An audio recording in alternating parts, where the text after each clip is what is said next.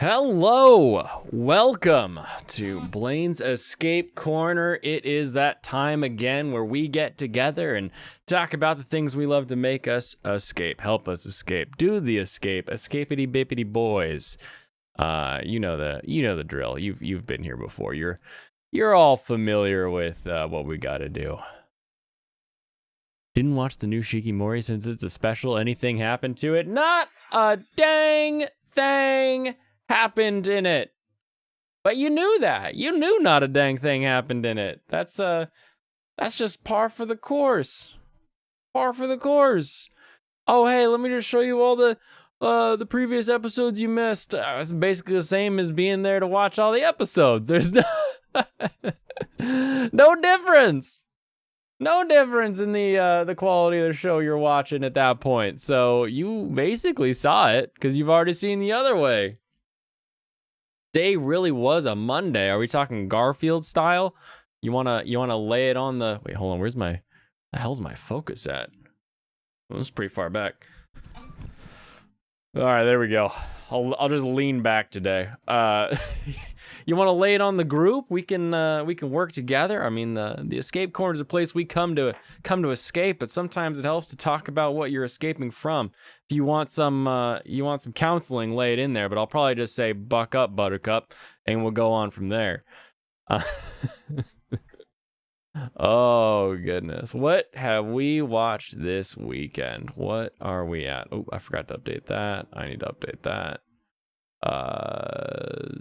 Spy Family. It's great.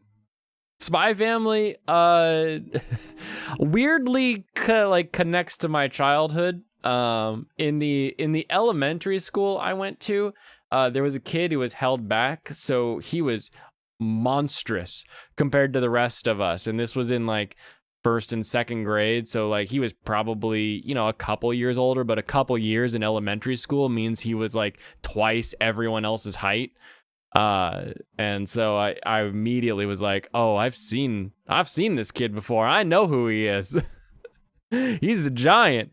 He stands halfway down the slide, and as you go down the slide, he gives you a power boost because he's kind of a nice guy. So he's just shoving you down the slide, and he keeps doing that at recess until one day when he shoves a kid and they fall off the slide and then they dislocate their shoulder. Oh boy, kids are funny. Kids are funny. Why do I have 3 coasters now? I feel like I haven't brought any others into this area, but it's there now. Got a little Gatorade because not for some reason, I'm like totally programmed. So when I get out of the shower, I brush my teeth. Like that's just sort of what I do. And so because I was like out working on the deck and everything today, I was like, oh, I'll wait to shower until I'm done with all this. And so I didn't shower till I was done with it. But as soon as I stepped out of the shower, brushed my teeth, and I was like, well, oops, now everything's gonna taste funny. So I gotta rinse some Gatorade through it before I put some good old sake in my mouth. Didn't sleep well. So you were tired before you even started working. Then we had 2 less people than usual. Just had to keep on keeping on, and you kept on. And because you kept on, you get a Gatorade compi for now, so you can recharge and reinvigorate whatever the hell else they use for their marketing. And welcome to the show. We can all relax and enjoy time, because you know what? When we're in the escape corner, there are no quotas. The only quota we have is to have fun, which does break what I just said, but I make the rules, so it's okay.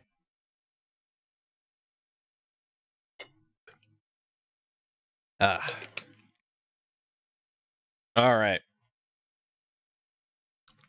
Yeah. Maybe some normal water too. Maybe we can electrolytes is a long word.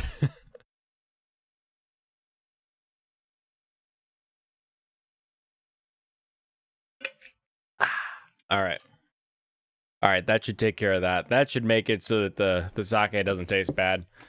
But you know what? Even when sake tastes bad, it's still pretty good. So I think we'll be all right. All righty.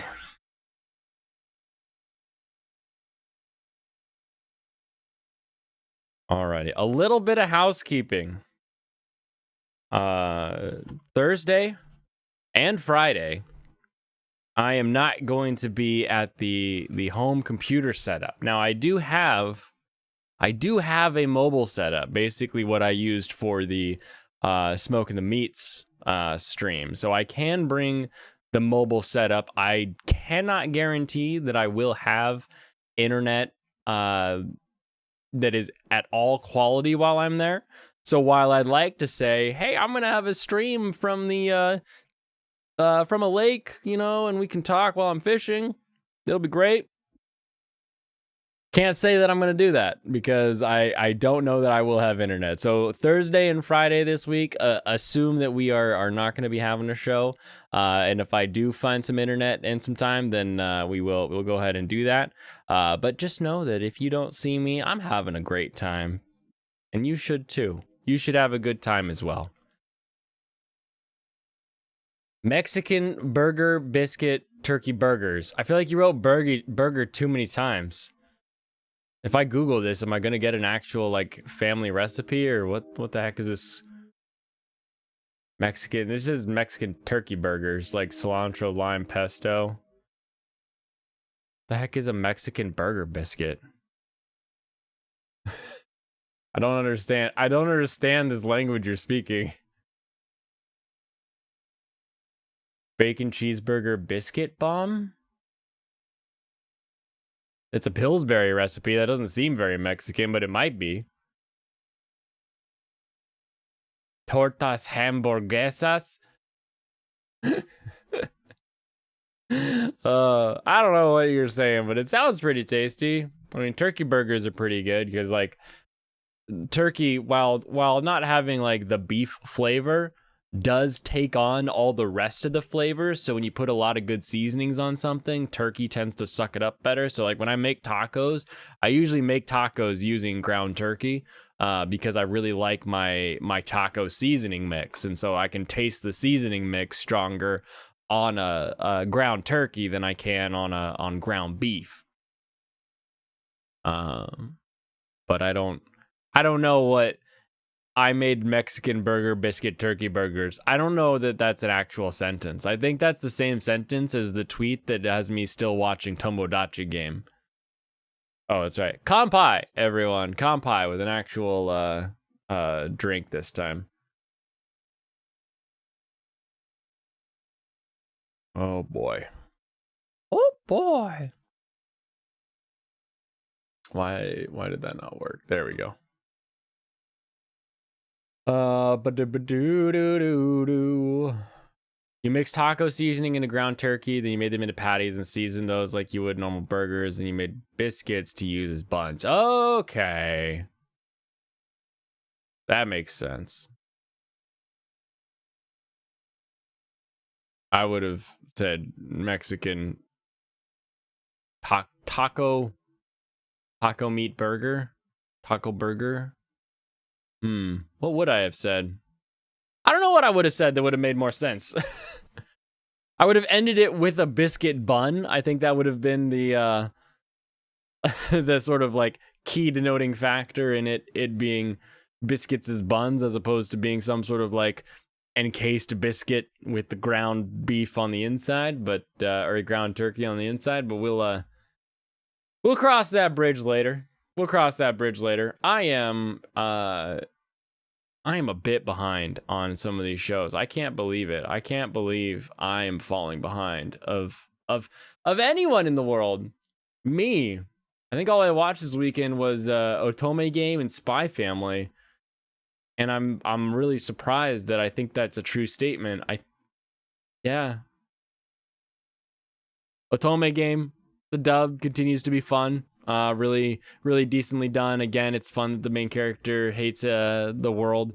I like in this episode, like as far as plot goes, I like that we're tying in the fact that the character kind of already knows everything that needs to happen and is going to happen is tied into him kind of ruining the world for some other people, which is nice. So I like that. I am a little curious to see where it goes. You have to remind yourself when you watch anime sometimes, like they're supposed to be like 14, 15, 16. They're not adults, you know, and you got to remember like that was years ago.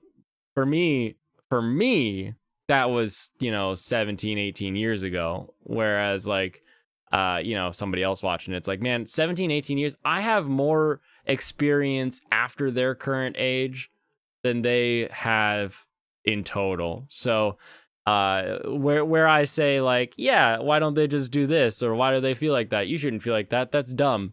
And then I have to remember that like I have years of realizing that things aren't that big a deal.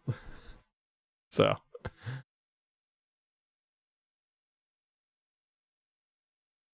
is Otome game like Danganronpa? No, not even a little bit. uh Otome game, or princess game, is a game in which there's a heroine character that you play as, or to not use the drug term, female character that you play as. And it is basically a dating sim in which you try to woo any number of ikemen, or pretty boys. And the entire game is just you picking dialogue trees to try to woo the boys. Sometimes there's an action, like it could be like a Bejeweled game in between or something like that. But most Otome games break down to pick the right dialogue box, get in the right dialogue pants. Now, trapped in a dating game, or trapped in a Otome game, is this guy. This guy's told like he needs to beat this game for his sister because she wants to see the ending videos. Because when you beat those games, you usually get some sort of prize at the end in the form of like, oh look, you got to see the ending cutscene, and that's why you replay the game over and over and over again. But she doesn't want to beat it, so he makes her brother beat it. He beats it, but then dies and wakes up in the game. And so is now living in the game. But instead of being the main character of the game, he's just some background mob character. So he's not that important to the game, but he also, from playing the game, knows where all the secrets are. So he's sort of like upsetting the natural balance of what the game's world is supposed to be like. And we still haven't figured out if he's in one of those, like, he's comatose and gonna wake up at the end of it, or what's going on there. So we'll find out. We'll see. I've got my theories for how the game will go, or how the show will go. But we'll get to that. But nothing like Danganronpa. You thought I said Tomodachi game? Yes, very very similar. Tomodachi meaning friend. Otome meaning princess. So we got Tomodachi game and we have Otome game. You meant Tomodachi. No, because Danganronpa is good. Hail Dennis, how are you doing this evening? No, Tomodachi game is bad because they set up a character. So in something like Death Note, we really like this very smart character who's planning ahead, and they continue to show us that they're always planning ahead and making examples of how they're getting all of these interesting ideas and strategies and pulling it off. And so as they do things where we think, oh, it's not working right now, but they have a plan, we're interested in how they formulated that plan. In Tomodachi game, the equivalent of that character does not seem to have a plan at any one point until suddenly he's like, haha, my plan was I was evil all along and I preyed upon their weakness as I am the evil man who does that, and they are stupid and I control them. And he may sometimes look like he's like, oh, I'm losing, but then he'll like smile and you're like, oh, of course, he actually planned this all along.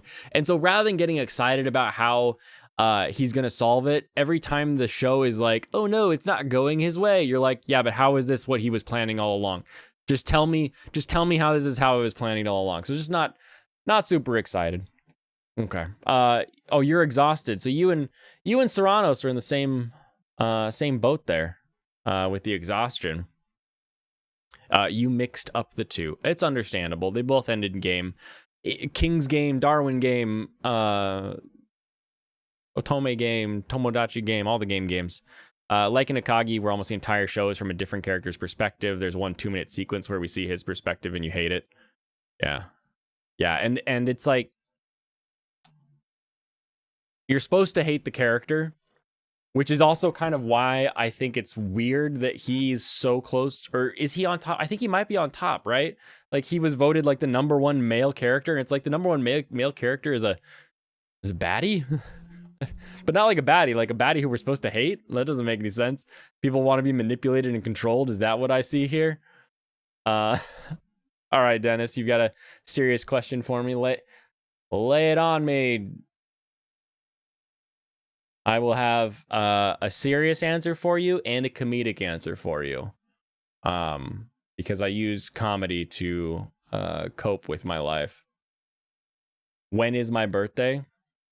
August. It's really easy to remember because it's the 8th month and the 8th day. Manipulated and controlled. Yes, exactly. They're like, oh, I want to be manipulated and controlled. I want him to push me off a cliff, but really have it be part of his plan that I get saved anyway. Oh, you do now? You must be a freak. Hey, don't kink shame. Don't kink shame the freaks.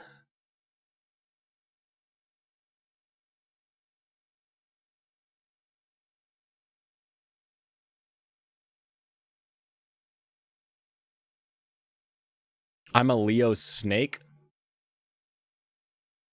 I don't know what Leo snake would mean. I know I'm a horse. But I remember when the zodiac changed and it was like I went from being a Leo to be if I wasn't, I was like then a Cancer, and I was like, I don't know how this works. Who cares? But now I'm a Leo snake. Ugh, Leo snake. Otacon, what are we gonna do? I'm Leo snake. Liquid's gonna get over here and Solid is going to ruin my plans. Ugh. The zodiac didn't really change? Oh, good. Then I'm still a lion. Screw that crab.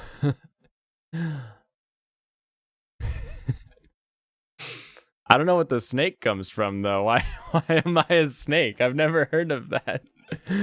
I thought I was already 32. No, I'm like a month and a half away from being 32 or whatever it times out to be. But I don't pay attention. I haven't paid attention to the exact date of my birth in so long. But that's okay because I've got Seafair in this area. So as long as I know it's Seafair, then I'm good to go.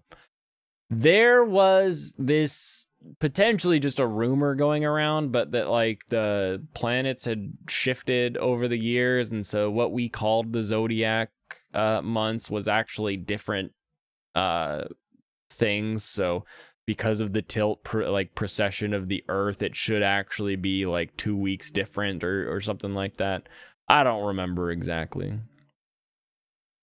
89 was the year of the snake. Oh yeah, no. I'm a horse. I am a strong, rugged horse.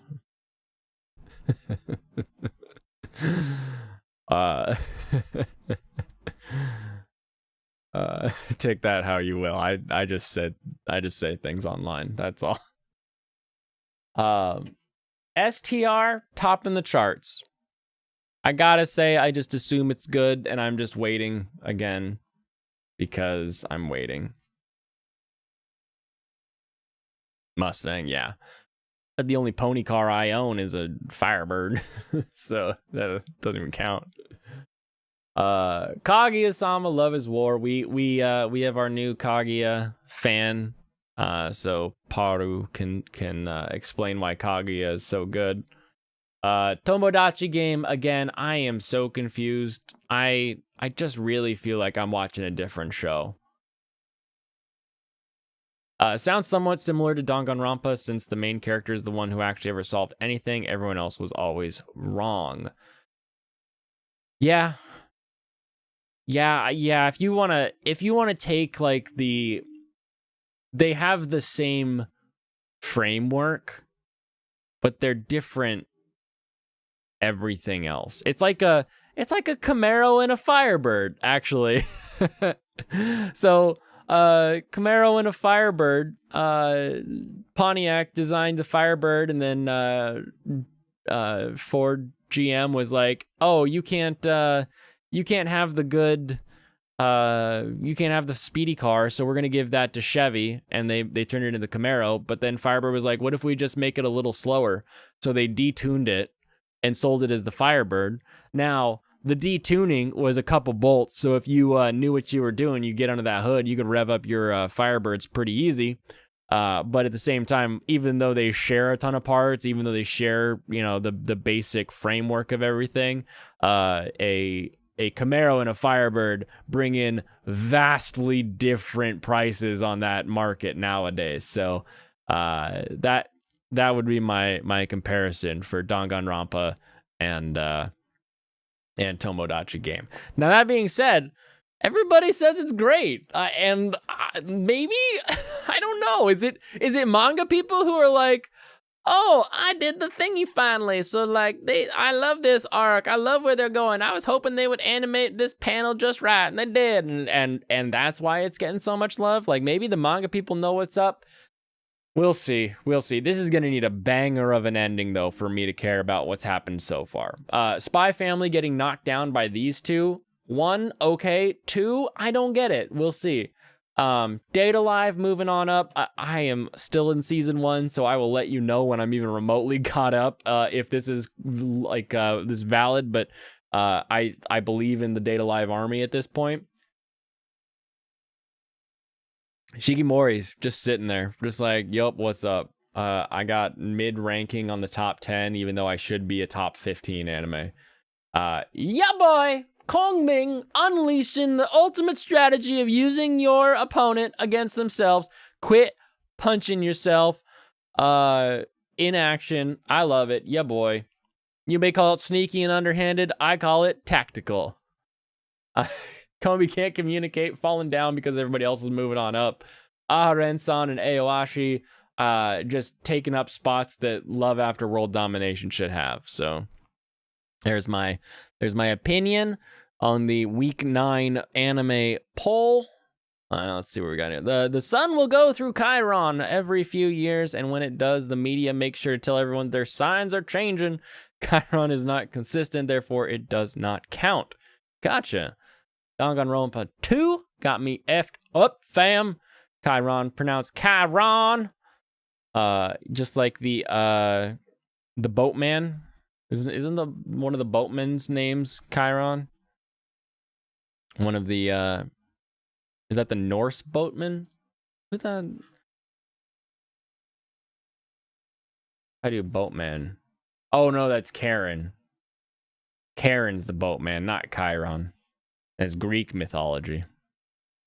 I knew somebody pushing boats around was a Karen. Was a Karen. Karen. If I say it weird, it sounds like both. Just how Eminem can rhyme with orange.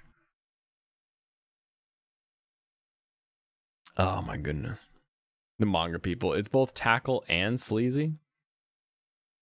I don't know what's tackle and sleazy. Oh, I do have live chat on, so I don't know what that's in reference to.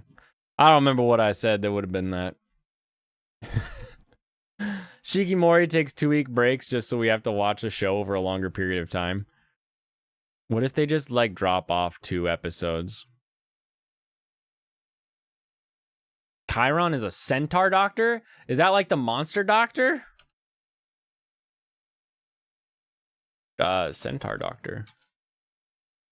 In Greek mythology, one of the centaurs, the son of Titan Kronos and Philria, an Oceanid or sea nymph, Chiron lived at the foot of Mount Pelion in Thessaly.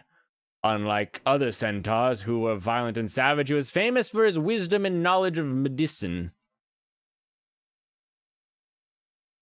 There you go, Michael. I liked the monster doctor. Monster girl doctor. You probably could. You know this one? Do you know this one?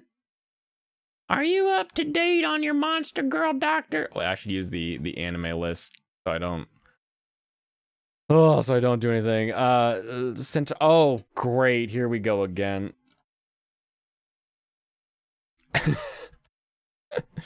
So the theory that this guy has, and when he has takes like this, I say this guy, you don't just know anime. Oh, you don't like Monster Girl Doctor? What? I liked Monster Girl Doctor. It was silly.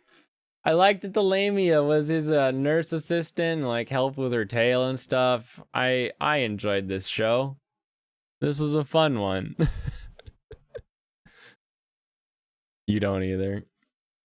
You don't just know anime? That's good. It's good to know more than anime because it's some, like, I don't know what other than YouTuber job you could have that would let you only know anime. I like the Greek stuff. That's fun. Wait, is it Greek or is it Zodiac, or what's your thing there? You'll have to show that to your wife. Yeah, it's a ton of fun, actually. Me and my wife quite enjoyed watching it. Because it's one of those just, like, funny, silly shows. Like, sure, there's some ecchi because he's a doctor, and he's like, gotta milk the cowgirl. You're like, all right, well, this is a show we're watching now. I'm 10 minutes in, and I'm already, raring to go. You watched the episode and it looked kind of bad. Okay. I get you. So then let's get this out of the way then. Michael argues that Arachne, or Jorogumo as they're known in the Nihongo, or Nihon, is a centaur, that a spider girl, so like torso of a girl, body and legs of a spider, is basically a centaur. I disagree because of the legs and the body type, the exoskeleton, any number of reasons. But everything else, I'm like, okay. Have fun with that take. Same with you. Zodiac is Greek for animal wheel. Funny. Why is the Zodiac so popular in Asian cultures? Why did it go from Greek all the way over to we got Hindu? Maybe the Hindus mixed with the Buddhists, which brought it over. Because there's a lot of anime about the Zodiac, and there's like the Zodiac, like the signs are basically like part of the daily news over in Japan. Silk Road shit, and cultural diffusion, I believe, is the term. The setting of Monster Girl Doctor was basically Italy. It wasn't Italy, but it was. It's anime Italy. It's essentially the same. Yeah. Wife owns a new age shop, so we have some knowledge of mythology and other religions. Nice.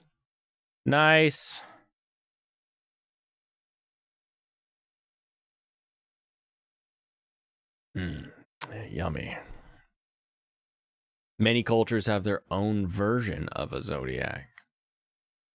Wasn't even a Silk Road. They just gave them opium and figure it out on their own. Silk Road got shut down in 2006. I forget when all that went down. Oh my goodness.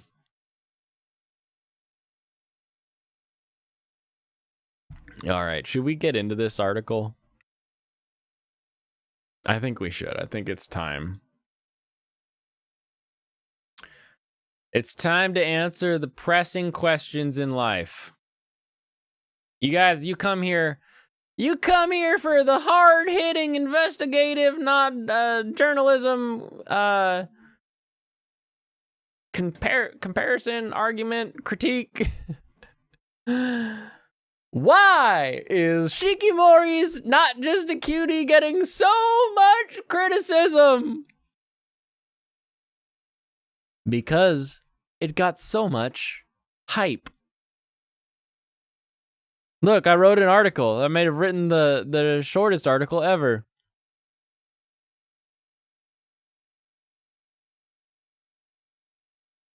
Billy saying, "Daughter," was the funniest thing in Spy Multiple Family. Yeah. Oh my goodness. That it was.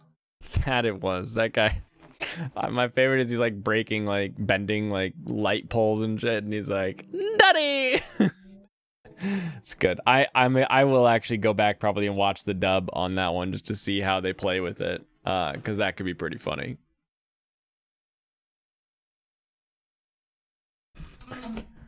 There are many reasons why spring 2022's hotly anticipated rom-com Shikimori's Not Just a Cutie has become so divisive, but here are a few big ones. All right, number one, there are a bunch of reasons why it's become so divisive, period.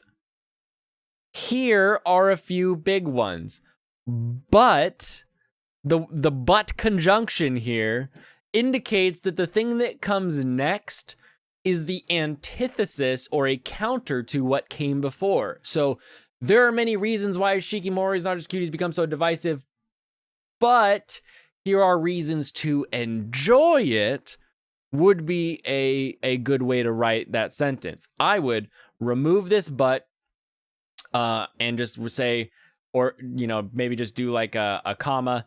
Here are a few big ones. Because you also don't have a, there's no subject after this comma but, so you don't need to have the conjunction, right? So you could do just a comma. It became so divisive. Here are a few big ones after a comma would sort of work. You get away with that in this, even if your English teacher would give you, you know, a demarcation for it, or downgrade, or a red line, whatever the hell they get nowadays. A pat on the back because they want you to feel good. I don't know how I did great in English until I sucked at English, and then I did great again in English. So I don't understand any of that anymore. Now everything I do is like technical writing, or, you know, something that doesn't have to worry about it. I like to think this is where we get the reveal that the director decided to mix around the story like they did for Peach Boy Riverside. Weird, right? You know the weirdest part of the Peach Boy Riverside mix 'em up thing is that the mangaka worked with them to do the mix up thing. It wasn't just like, oh, if we write it like this, it'll be different and unique. They were like, hey, I want to write it like this. And they were like, oh, that's a fun idea. Let me help you write it badly. And you're like, what? Why? Why can't we just start at the beginning? Or like here, do one jump, do like an en media res. We can start with town blowing up and, you know, explosions and everything will be fun and cool. And then we can jump back to what led us to this point and just do a single skip where we get to here and then we continue on, right? We do one jump. It's very easy to keep up with, but that show was a freaking puzzle. You're like, all right, you know, some things, like if you go online and you say how to watch Fate, or how to watch Railgun, or how to watch Magical Index, you will get a roadmap for how to watch each series. You need a roadmap for how to watch Peach Boy Riverside. And if you have that roadmap, it's an okay story. I love the idea of there being more than one Momotaro. That's a fun idea. I like the idea that Oni can kind of like basically become human. It's very, very fun. But the presentation just didn't work. just didn't work. And it's like, oh, go read the manga because the manga's in order. Then why did the mangaka sign off on them doing it not in order for the anime? I don't get it. What is that all about? Who would do that? Was it any good? Yes. In order, it was fine. It's a great, like, the tale of Momotaro is age as old as time. Old people want a kid. The peach floats down the river, and in the peach is a kid. And now they got a kid to raise. They do Momotaro as a boy, and they do Momotaro as a girl. They do Momotaro in cat form. They do all kinds of stuff, right? Like Momotaro is a fun story. Then it's like, oh, but what if there was more than one peach? And so now we have these two people, because part of the Momotaro tale moving forward is that they hate Oni, and they want to kill all the Oni on the island, and then, you know, where do they go from there? So it's a fun expansion, similar to how Samurai 7 and Seven Samurai, the anime, like Samurai 7, the Seven Samurais, the movie, is a movie about samurai defending a village. And then Samurai 7 says, hey, let's watch them defend the village. And then what happens next? And we get more in the anime. Like, it's sort of like more to the story of Momotaro, because we've seen that story done plenty of times. So it was fun to get like more to the story, but it was so out of order. It was just weird. But if you literally watch the episodes in order, it suddenly makes sense, because the first time I watched it and then it just jumped, I was like, I missed an episode. So I went back to the last episode and went to the end of the credits to see if maybe there was a scene I missed that like explained what happened. And I just had to go with it. I was like, all right, well, it's different. Yeah, exactly. If you watch the episodes out of order, so they're in order, it's a cohesive story. And it's fine. It works. It's great. It's just the fact that you have to put in that work is annoying. Okay. All right. Paige Vilacin.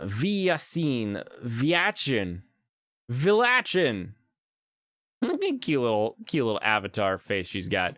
All right. Back to this. What is her voice? Shikimori is Not Just a Cutie was one of Spring 2022's most highly anticipated new anime, stemming from the well-loved manga series. However, the anime has received much criticism and mixed reviews from fans who claim it's not living up to the hype. End of article. There you go. Criticism seem to vary from person to person, but one thing is clear, not everyone seems to like Shikimori as much as Izumi does. And some people don't like Izumi as much as Shikimori does. It goes both ways. We aren't specific around here.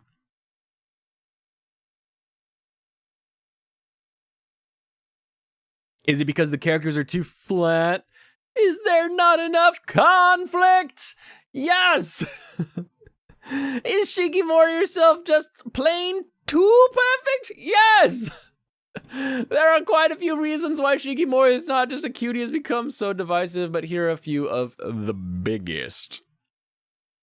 This is such a silly article. This is the funniest one I think I've seen. Oh, in a long time. All right, not just too perfect. Number one. A lot of anime's running gags come from Shikimori's perfection, which tends to reach inhuman levels. She's strong, good-looking, athletic, has razor-sharp reflexes that really come in handy when it comes time to protect her boyfriend, Izumi, from anything and everything. But a lot of people, this gag has long since run its course. Many feel Shikimori is long overdue for some character depth outside of just being the perfect girlfriend. Oh, you see me yawning? That's how I feel about Shikimori. She can't cook, though. She's imperfect. She's jealous. Oh, my goodness. We were told this would be the anime of the season, and it just isn't. It just isn't. That's why people are so critical of it, because we were told this would be the best, and we're left with what it is. As the series progresses, Shikimori is revealed to have a few flaws here and there, although they aren't anything major. She's bad at singing? Did I miss that one? And while she isn't dumb, Izumi typically tends to get higher grades. He is also noted to be a better cook. He's a good cook, period, and that's weird, given the fact that he's so backwards with everything else. Which further emphasizes the role reversal nature behind their relationship. You know what? I cook too. I like to cook. I like to cook so much, I'm starting a food truck that will cook food for people and a restaurant that will cook and serve food to people. So being good at cooking as a man has always been an important thing in my family and a point of pride. All of my uncles were chefs, and there is nothing feminine about cooking. There's nothing masculine about cooking. People mistake the idea of that like nurturing caretaker role with cooking, and it just isn't. Being good at cooking has nothing to do with what's in your pants. Yes, everyone, hit that like button so I can go back to Japan. And while you're at it, go to Japan and say, hey, Japan, quit being a bunch of dildos about this and open up your country already so we can know that we can go back. But who told us there would be the anime of the season? The globalists. The globalists are coming in. You know, they're coming in there. They're trying to tell you Shikimori is going to take over from Mara and Kitagawa, and they're going to try to tell you that this pink-haired masculine figure's the peak of what women should be shooting for in humanity. And then she's going to go from being a judo chopping, karate kicking badass to some kind of girl who's getting whipped left and right because she can't cook or she's too jealous of all her friends, and you're going to be left wondering what's going on with all that other hoobla. Them goddamn globalists. Spy Cross Family was clearly going to be the anime of the season from the start. Yeah, again, it's not done yet, but they set up everything for them to be ready for it to be the best. Plus, again, having 2 studios working on it every other episode so that they can like really put in some quality frames, like that dodgeball animation, and like when Yor was training Anya, like there was some time put into that for sure. For sure. Cooking's an art. The work and process pays off. Yes, it does. Yes, it does. That's why I'm fine with people taking pictures of their food, because it is art. Like the way people put food on a plate, like it. Go ahead, take a picture, because that's about to disappear forever. Oh my goodness. You think they went to karaoke one episode and she sucked at it? Quick scene though. I must have missed that one. Japan is not quite open. So Japan is open if you have a business related reason to go to Japan. And they're open for like 20,000 visas at a time. They are closed for tourism. So if you say business or pleasure and you say pleasure, they're going to say no. So I could use my business as a reason to go to do some research and make connections so that we can get some shipping lines for some specific ingredients or equipment, la-di-da. So I could do the business line of things, but there's stuff I want to do that would be hard to convince them is okay. They are opening. So this month they have tour groups. So small groups of no more than 50 people that are coming in, doing a tour of the sites, going via bus, being taken from point A to point B to point C and so on, to test the tourism with foreigners. And if that goes well, they will open up tourism completely to all countries. At least that was the last thing that I saw as far as traveling to Japan. I have tickets for the fall, so fingers crossed we can make it, because I have moved back these tickets so many times and I don't want to do it again.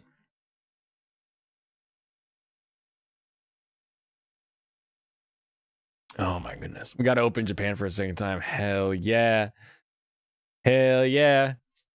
Just call me the captain, give me a boat, and send me on in. I'll crack open Daiba like an egg. Oh my goodness. Where am I at? Hey, E-Class, blah, blah, blah. Anything else that's cut out now? There's too much out there. Right now, what's really good is Love After World Domination, especially if you're a fan of Tokusatsu and Power Rangers. That show is amazing. Couple of Cuckoos, or Cuckoos as we say on this channel, is really fun nisekoi styled romance, kids getting promised to each other kind of a thing. That one's really good. And then what else do we like this season, everybody? What else do we like? There's some trash that I'm enjoying. Like, I really am liking the Greatest Demon Lord Reborn as a typical nobody, because I love that sort of Reborn as an OP character, you know, garbage anime. Kaguya-sama. If you watch the last ones, if you haven't, there's 3 seasons of that show you could watch. You'd be quite enjoying. How could you let me forget Birdie Wing? Underground golf gambling anime. Whatever else is on your list of things to watch, I know you love the Orville. I know you're a man of the Orville. You love that show, but let me tell you what, Birdie Wing has got it all. It's got golf, mobsters, RPGs. Yeah, that's right. I said golf and RPGs in the same list.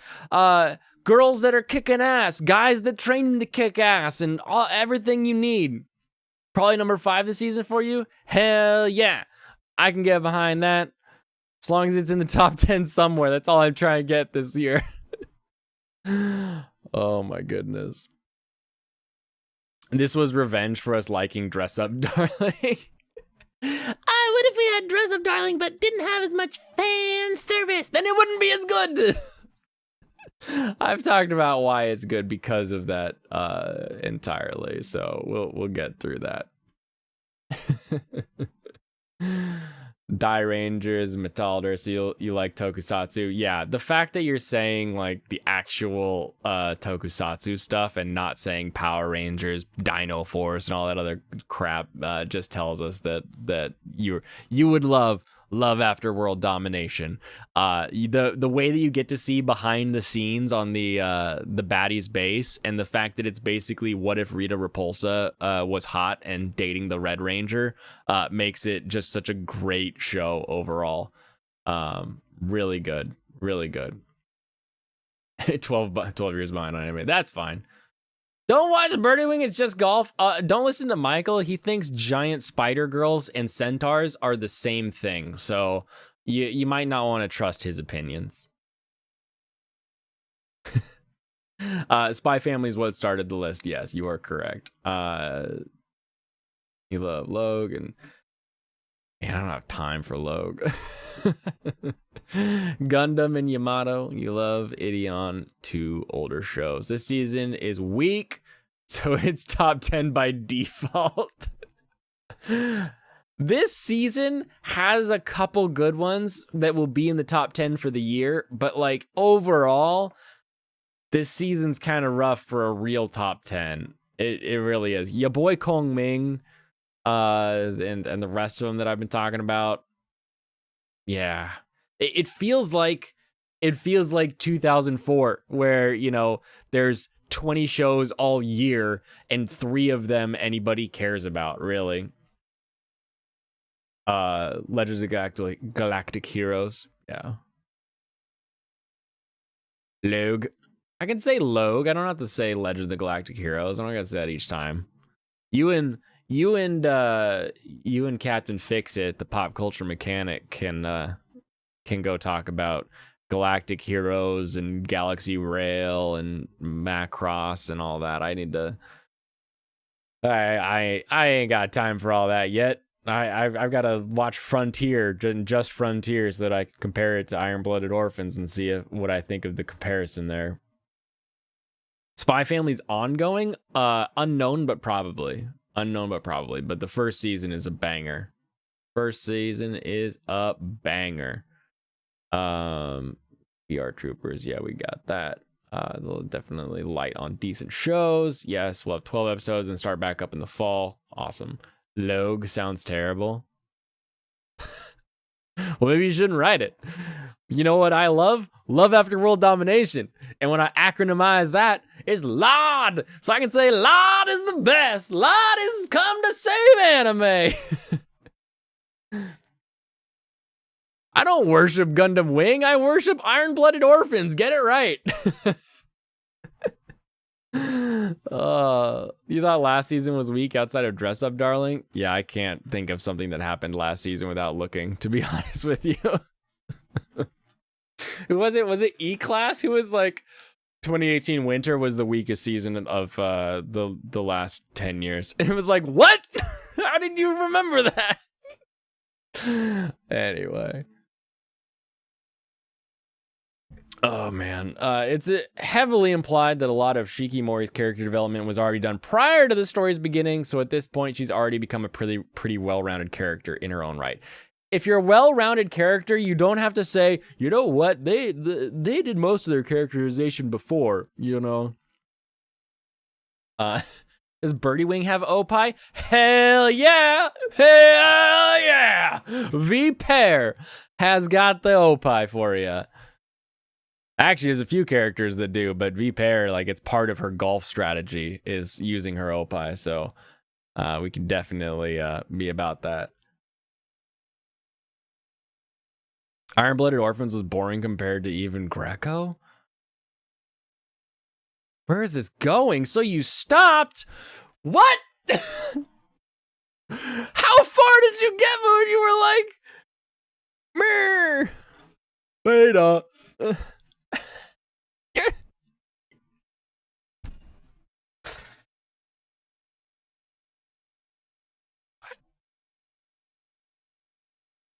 My job is to speak, but I don't have the words.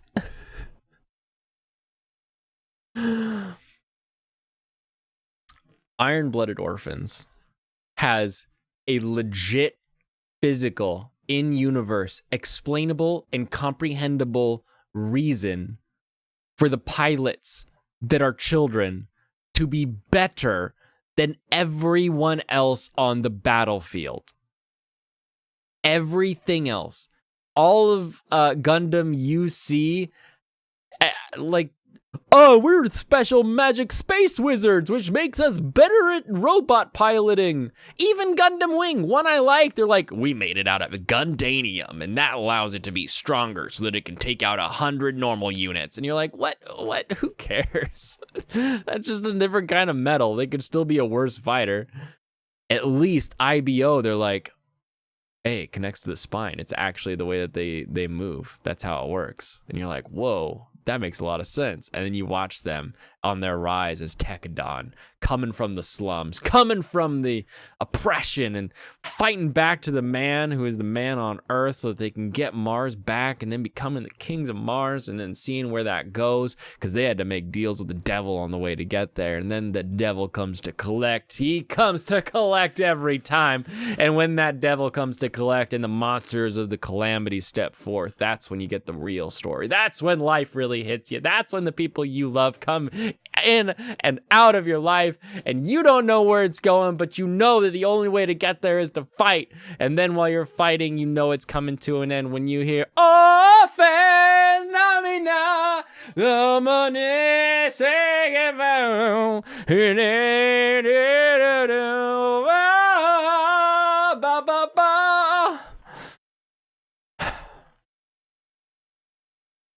A moment of silence for Biscuit. If you keep up with Date Alive and Love is War, then the season is strong. Yeah, probably.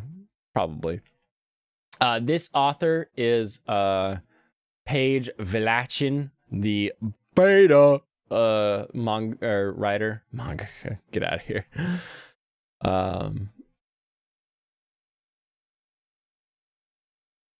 I'll have to make sure to cut that chunk out for a highlight later. I feel like that would have been pretty good. Remind me later. The iron in your blood is why our blood is red, just like rust. It's like rust. Creaky joints. Izumi is not a great leading... Like, I could retitle this article, Reasons Not to Like Shikimori, and just call it that, because I feel like that's just everything. Izumi himself has gotten just as much, if not more, criticism from fans and reviewers alike. Most tend to complain that he's wimpy or pathetic due to his bad luck and having to be constantly protected by his girlfriend. No, we're confused because the guy has a bad luck curse that makes the world try to kill him, and yet he's alive even though he's not with his hyper super girlfriend all the time. It's just confusing. If he was in the beginning the way he is now, where, he trips sometimes, would have been different if he was just klutzy or clumsy. But do I have to remind people? A sign fell off of a building, like a big lit sign that's bolted to a building, fell off on its way to crush him, and Shikimori jumped and did a freaking Tetsu Playukin, whatever, down backwards kick to knock it out of the way so it didn't kill him. We don't hate that he's wimpy. Wimpy's fine. Plenty of people are wimps and they have to learn to become strong in other ways. This guy should be dead. He should be dead. Vulcans have copper-based blood, and that's why their blood is green. So if you had silver-based blood, your blood would be blue? Is that the reason here? Paige has been a thorn in my side for years. She teamed up with Christy Gibbs to betray me in the summer of 76. Wait. She also helped cover up the bite of 87. Oh, those are different references. I was immediately going, the summer of 69. I thought we were keeping up the karaoke theme, but I get it. You can get all FNAF-y. You and Pixel can all get excited about jump scaring robot bears. But once again, this all stems from a Westerner's view of what a manly man should be like. No, it doesn't. But Izumi isn't that type of character, and that's the whole point of his character. This is, okay, in a single line, just like, this is my favorite bi-couple of the season. In a single line, someone has deduced, has squelched down my issue with Shikimori. It's that I say this character should be dead because of their bad luck. Oh, you don't like them because they're wimpy. No. Weak characters are fine. The whole point of a lot of characters, of a lot of stories, is seeing someone go from a position of weakness to strength. So potentially watching this guy go from being protected all the time to actually protecting would be an interesting character arc. Some sort of like transition from being a point of flaw to a point of having something that he's succeeding in. That stuff we like to see. Someone just being weak and being not a manly man is not a problem. But saying that the reason that I think what I think is because I'm coming from a Western view is so much bullshit. It's so much bullshit. This won't make any sense because I'm on the internet right now, but like I was the token Asian in a lot of groups because of the things that I liked.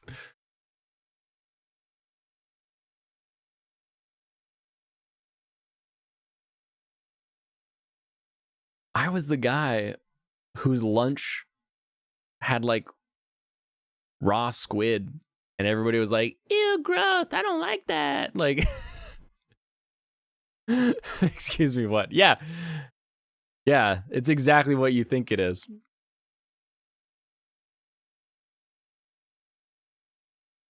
I'm coming out. I'm the first transracial that you are aware of. I became a token Asian because I was a weeb. Actually, no, it was more the food. It was more the food and the fact that I knew about the food, and then also like the little bit of like Sengoku. I didn't talk much about anime as a kid because you just didn't. You didn't at the time.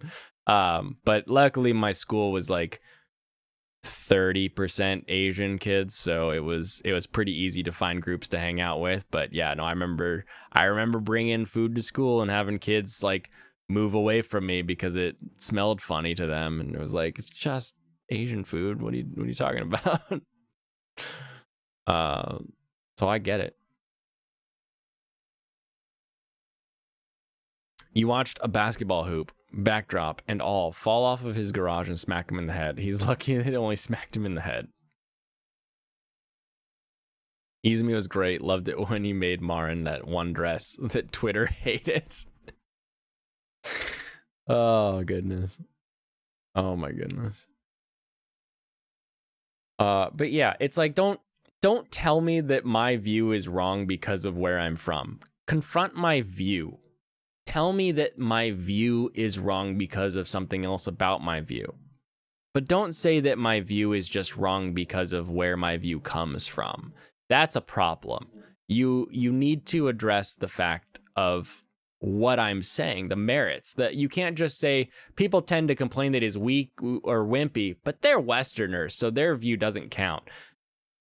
What? Like, why? Why would someone's views not count just because of where they're from or what they grew up with? Like, it doesn't make sense that that's your argument. You should say, like literally remove this line and say, Izumi's not meant to be a manly man. He's meant to be weak or wimpy, to have the world being against him, because then he can grow through those problems. Like, write something like that. Like, this is literally the problem. No, his name is Izumi Yuu. And then you got Wakana Gojo, and then you've got Better Jojo.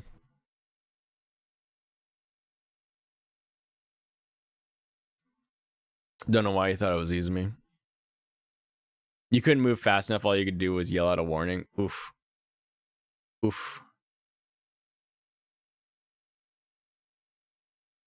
Wait, who's him? I'm trying to look back through your chats. Who got hit with the basketball hoop? Fell off of his garage and smacked him in the head? He is lucky that only smacked him in the head. Yeah, the skull's pretty strong. Sometimes it's better to get hit in the head than it would be to get hit in the, like, shoulder or something else like that.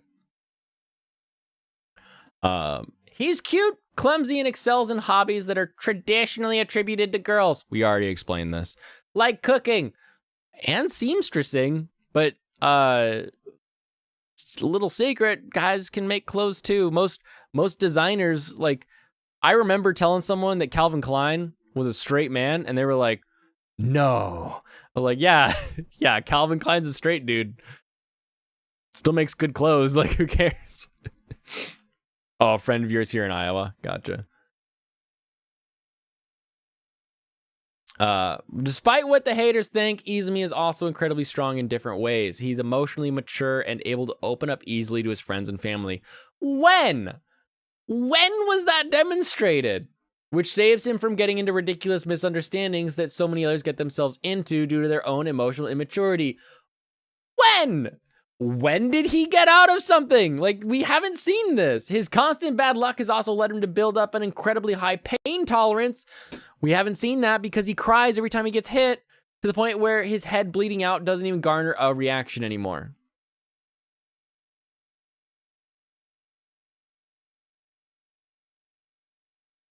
Calvin Klein is straight. Yeah, I'm gonna look it up. I mean, Calvin Klein models aren't, but Calvin Klein was married for years. Wiki? I'm just getting, like, clothing options now.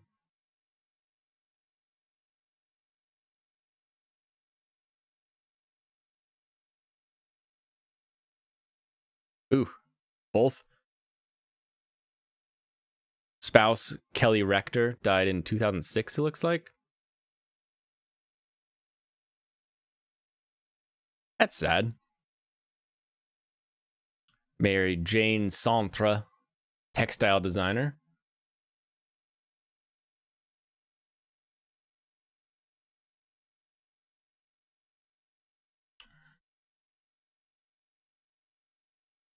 Oh, I guess Calvin Klein's at least bi. They dated a gay ex-porn star recently.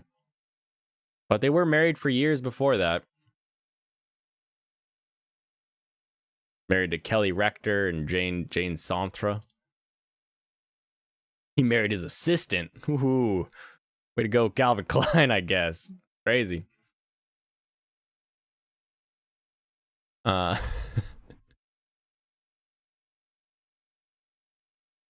Izumi the Invincible to his beards. Rector damn near killed him. It's funny hearing you say Izumi cries every time he gets hurt, and then the author says the exact opposite. Again, there's got to be something going on. Like, I must be watching something different because these people talk about a show that I don't remember. The amount of work it takes to reach the top of any field is absolutely insane. So most of the people you find up there are also completely insane. Yeah. Yeah. Whether it's something as small as they wear the same thing every day so you don't have to make as many decisions, or as something as insane as they do a John McAfee where they just go live as a king of some small piece of land they buy and then get offed by every CIA, FBI, and other 3-letter alphabet agency there is. Izumi is shamelessly moe, who gives a crap in a way that isn't often seen in male leads, even within shoujo titles, but he still has enough independence to spare him from being labeled as a plain old moe blob. He's not shaped like a moe blob. Izumi is ultimately meant to play the role of cute shoujo heroine to Shikimori's cool ikemen hero.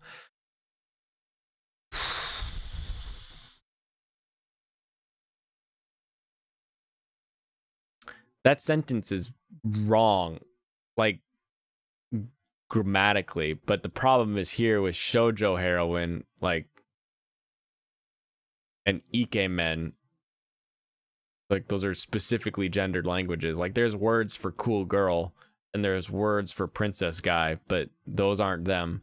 And that's what makes them such a fun complementary pair. They're just not. You didn't watch the special. Markiplier guest stars in it because Izumi gets bit by a dog. You can guess what he said, I'm sure. Meow. Is that what he said? What is moe? Oh, great question. Let's do the education part of the show. Moe is a thought or feeling of normal everyday life and cuteness, and a way that let's get an official definition. In a way that often comes across as like boring everyday life, but the idea is that there's cuteness in sort of that mundanity. The Japanese term refers to the feelings of strong affection, mostly towards the characters in anime. So it has to do with like the love or cuteness. If you ever go to a maid cafe, they will make you do a magic spell that will make your parfait taste better. And it's typically something, moe, cue. And they'll make you launch this love beam at your parfait with them, which you'll do with them because it's fun and it's cute and it's silly. And then it'll make it taste better. But in anime, typically when we say moe, it's because the characters are cutesy and they're cute. So like K-On! If you're familiar, you said 14 years ago. So if you're familiar with the K-On! Show, that is specifically moe. It's cute and it's just about cute girls doing cute things. Girls in Panzer is moe with tanks. It's sort of a genre at this point of things that are cute, and moe blob is a character that is a moe character, but typically their only defining trait is being moe, and so they don't really have anything else to them. You're familiar with K-On!? Then you know moe. You got it right there. Moe, K-On! The only other one would be like Lucky Star. Lucky Star also is definitionally moe. Moe is when kawaii just doesn't cut it. Yeah. When everybody's kawaii, you gotta go moe. All these issues are not true issue with Izumi as a main character. All these things could be fine if he wasn't so boring. Beta. I need to get me a little JLP on the beta phone there. I've been watching anime for years, but you don't know everything. No one should. No one should know everything. If you know everything about anime, you better write a book because you're like a crazy historian. Your favorite MC doesn't even talk. Like, come on, Izumi shouldn't be as boring as he is. By the way, Hyakimaru, you were talking about. Yeah, Hyakimaru is great. So good. You are familiar with it. You know a lot of anime from your time when I was making AMVs. Making AMVs? Ooh! You and Pop can talk to me about that. I love AMVs. I've wanted to make 2 AMVs in my entire life. And that was... Oh, what the heck was the song? I'm gonna use Sweetness and Lightning with some silly cutie poppy song or whatever. But just never got around to it. I love AMVs. AMVs used to be how I got anime recommendations. You'd watch an AMV and you'd be like, wow, that was a really cool show. And then you'd like dig down to the comments and see if someone actually posted what show was at each time marker. And then cross your fingers that you'd actually be able to find it on like LimeWire later that day. Be aware of a lot of anime you've never seen, yeah. HMVs are awesome, aren't they? Dude, Halo music videos, like HMV Hell, was one of the best things on Newgrounds when the internet first started. I remember watching that one so many times. Oh my goodness. Sarge, what are we listening to? Shut up! This is Spice Girls. This is your history. This is what you're fighting for. We use it for psychological warfare. Oh my goodness. You abused LimeWire. Yeah, beat that into submission. Anytime it tried to give me something I didn't want, I found something else and squeezed the juice from it.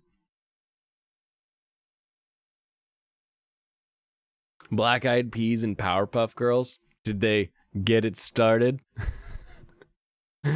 Oh my goodness. All right, I gotta figure out how to make that default to this particular format. Your article is boring about a boring show. There's no conflict to get invested in. Oh, I'm gonna burn this article real quick here. Sweet slice of life rom-com. There isn't much conflict to be had as Shikimori and Izumi are already established as a couple from the get-go. There's no lead up to a confession, no will they, won't they, no awkward first dates. Even as a couple, there's not much conflict between them. Shikimori gets a little jealous sometimes, while Izumi can be a little insecure, and by the end of the day, they're always able to reassure each other of their love and one another, so those moments of weakness never get the better of them. For some, just makes them seem boring and static as a couple, but for others, particularly those who are burned out from all the usual drama found in teenage romances, Shikimori and Izumi's wholesome relationship is a welcome breath of fresh air. That is boring. Even in a relationship where you're both already in a relationship, there is drama, there is conflict, there are things that, like, oh, you left your underwear on the ground. Oh, you just put it in the laundry basket. You know what it means with that on the ground. I don't want to touch your underwear. Blah, blah, blah. You're going to touch it when you do the laundry anyway. Like, conflict happens. At least give us some conflict. Slice of life tend to be boring. Slice of life can be extremely good. There you go. Those are 2 statements that are both true. Lots of slice of life are very boring. But there are a couple, there's a few that are pretty dang good, and maybe you should watch them. The conflict is that someone might like one of them, but that other person will choose not to act, so is it even conflict? I don't know. By the way, spoilers. Also, she knows and doesn't care, so it's not conflict. Totally depends on the characters. Good slice of life is good. Beck is good. Bruh, exactly. Good is good. Totally a tautological statement there. Next. The closest thing Shikimori's not as Cutie has gotten to a big conflict was a love triangle subplot that gets quickly resolved. The parties involved ultimately become close friends, and while there are hearts broken, new bonds are also formed in the process. No further romantic rivals make themselves present despite Shikimori's popularity among her peers. At this point, a lot of around Shikimori's not just Cutie seems to stem from how much the manga's established fanbase love the source material, but really it all just comes down to personal opinions and one's own interests. It's feminine boys or cool girls, and then the show's leading couple perfectly embodies that. If not, then those viewers are probably not part of the show's intended target audience. Yeah, I mean, The people who read the manga like the show. You should like the show too. Drop a beat, release my mixtape. There you go. We'll call it Shiki Article Wrap Up. That'll be my first single on YouTube. Oh, goodness. A slice of life is all character driven. If you don't care about the characters, then you won't care about the show. True. It also helps if the slice of the life is interesting. Because think about this, like slice of life is just taking the everyday occurrences of somebody's life, whatever it may be. Diner work, Wagnaria, working, blend S, is the order a rabbit. I love the constant like conflict and resolution, and this customer needs that, and we're out of this. I love the cyclical nature of that diner anime, but I would call it slice of life by definition because it's just a slice out of these people's workday. It's nothing that's that interesting if you're like every day is that potentially, but like that life is fun and exciting, so I like watching it, so it becomes very enjoyable. So it really depends on the life. Can Shikimori just transition to a yandere already? Tired of waiting for the show to catch up to the manga where she has tied up Izumi so nothing can hurt him. She's just plucking fingernails off of everybody that tries to get close to him. Where's the slice of life show based on an oil rig? I mean, Ice Road Truckers is slice of life for somebody. People love that show.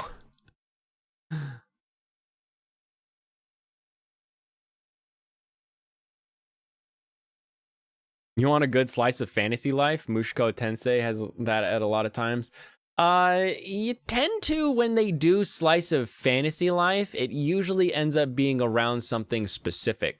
Like the armor. The heck was that called? Female armor blacksmith. The armor blacksmith. Something. Google those words, and you'll find it. Ghost in Shell sack is a slice of life. Yeah, it's a slice of their robo life. Their life is just cooler than mine.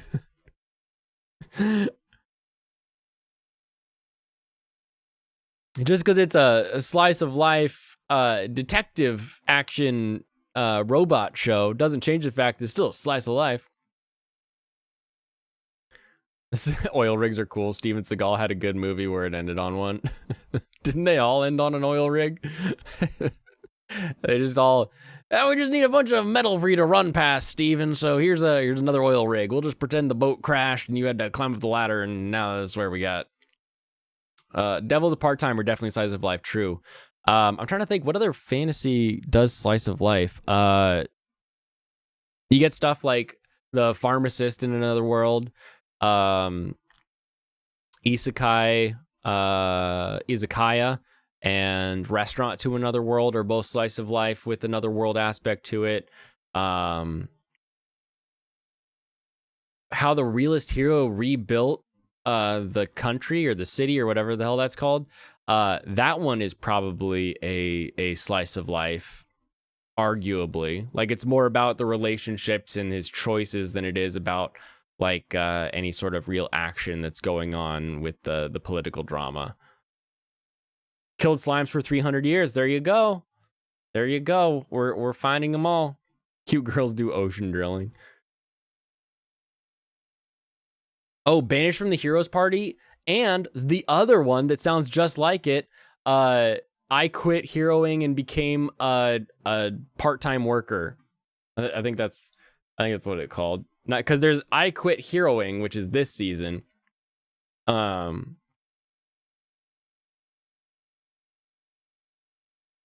was that old one called?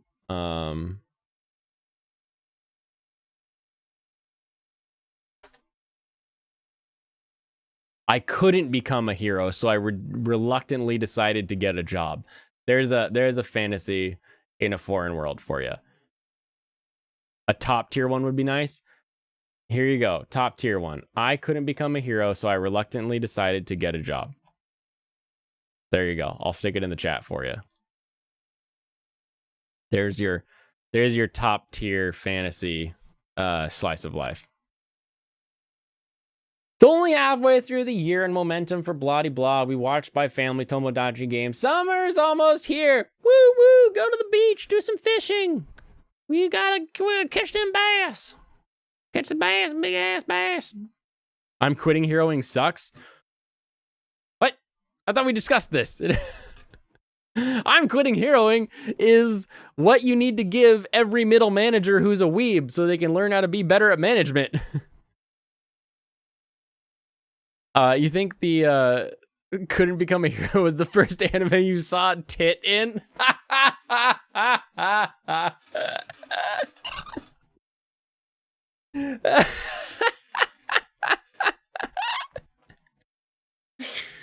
Oh man.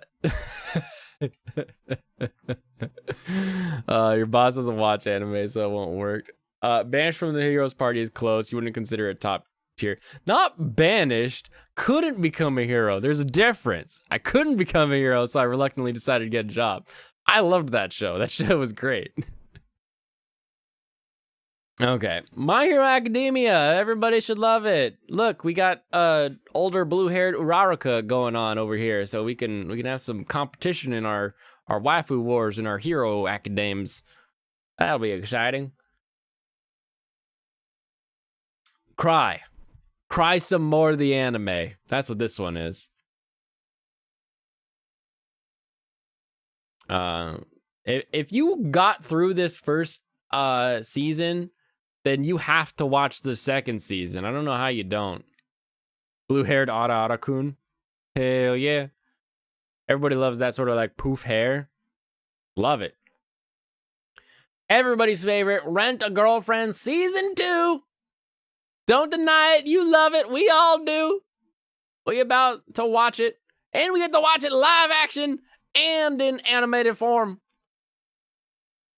You have a group of friends that do a game show at Anime Iowa every year, and they actually named one of their categories, Well, This Is My Life Now. Category about isekais. Was it, what is In Another World with My Smartphone? Rent a Girlfriend,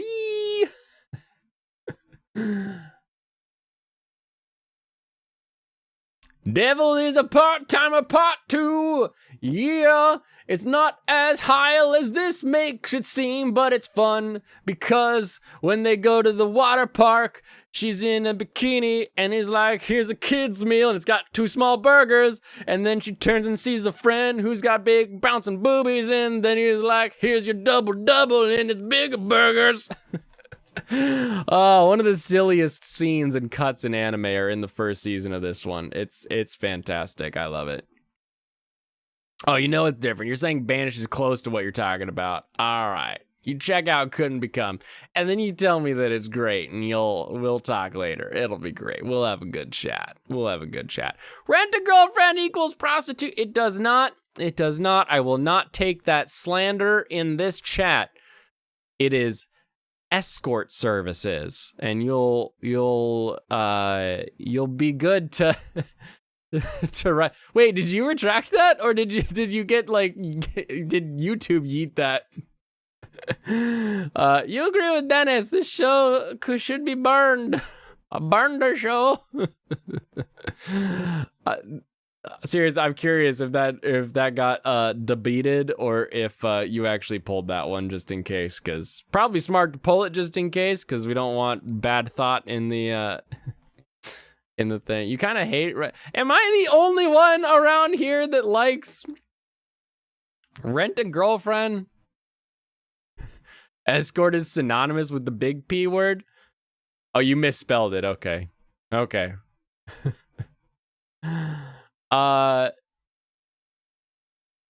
So there is a you haven't watched it? Well, you'll have to be the arbiter here, because I love the show. You did retract. Okay. I never know, because I have all of that stuff turned off. Like, don't, like, unless it goes like YouTube wants to get rid of something, they might, but all of my, like, censoring is all turned off, all that stuff. So let me know if it ever does try to get ratioed. Yeah, you couldn't ratio me if you tried. Bring it on. I'll tweet that right now. I'll tweet it right now.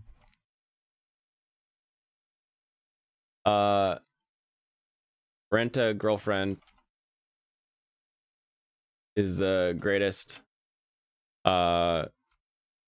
escort anime of all time and should be watched by all.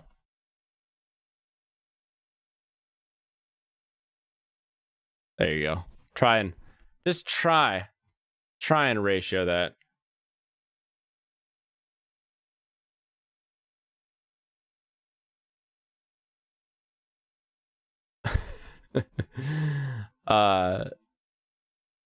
So this was years ago, so maybe it's different now, but I had a friend who I guess she's still in Japan, who lived in Japan, that basically would use Tinder to find friends to hang out with.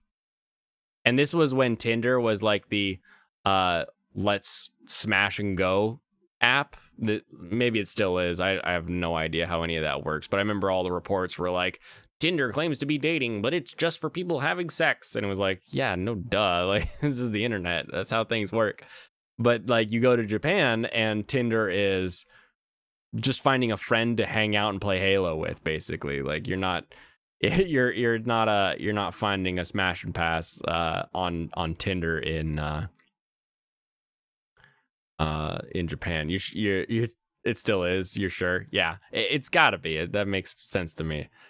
So when we would say escort here, with your Western way of thinking, you're thinking of prototypes in Vegas. Meanwhile, over there, they're literally escorting you to dinner so you don't have to eat alone. Japan will put a giant stuffed bear across the table from you so you don't feel lonely. And you think they don't have actual like rental girlfriends that are just show up for a meal and leave? It's real, and you're just focused on the dirty parts. Your wife loves Devil is a Part-Timer. We're actually looking forward to season 2. I am as well. I loved season 1. My wife loved season 1. It was a ton of fun. I'm sure I've seen other reverse isekai before, but like this was the first one where I was like, wow, this is a genre that I could watch more of. She thought Netflix and chill was exactly that. Had to explain to her what it actually meant. Oh, that's it. That's it. That's all we're waiting for next season. I hope you're ready for it. I hope you're ready. Oh my goodness. Actually, what is let's look at, has the 2022 summer been fully announced? Let's see.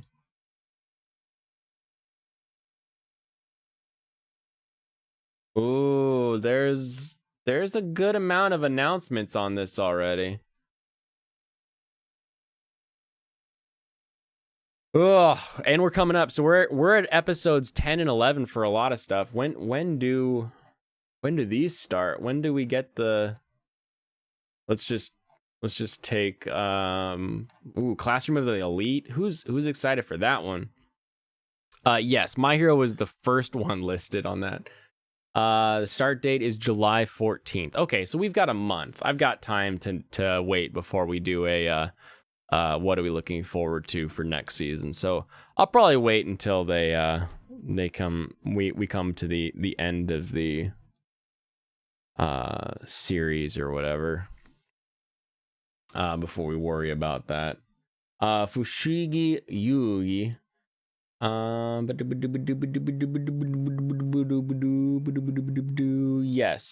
Yes, that is 100% an isekai. The answer of is it isekai is are you in another world? Because the term isekai literally, like, sekai means world. From is it from EA? Is that or is there a different word that it's coming from? I don't I don't know the etymology. I could Google it, I guess. But basically means like not this world or another world or a different world or whatever. You finally started Laud and I was right about Desiree. Am I right or am I right? Oh, she's the best. And she doesn't wear pants. It's great. It's great. You just wait. All of the Reaper princesses are great. And you know, I love Decime. We've spent more time with Decime. I know how she reacts and everything and all that. Heat Princess is definitely a preference of mine. So we shall see. We shall see how that goes. Having the ability to travel back and forth. I think if most of the plot occurs in the other world, I think you still have to call it an isekai. You like My Hero, you think a lot of it's boring, but most of the characters have fun designs and most of the girls are done well, if you know what I mean. Yeah, I do. I do know what you mean. And yeah, they really took the every character's, like in character design, right? When you're talking about video games especially, every character's silhouette should be identifiable. And My Hero does that to the nines. Like you could play Who's That Pokemon with all of the cast of My Hero and be able to guess it without having with just having like a shadow. So 100% on I'm excited for My Hero.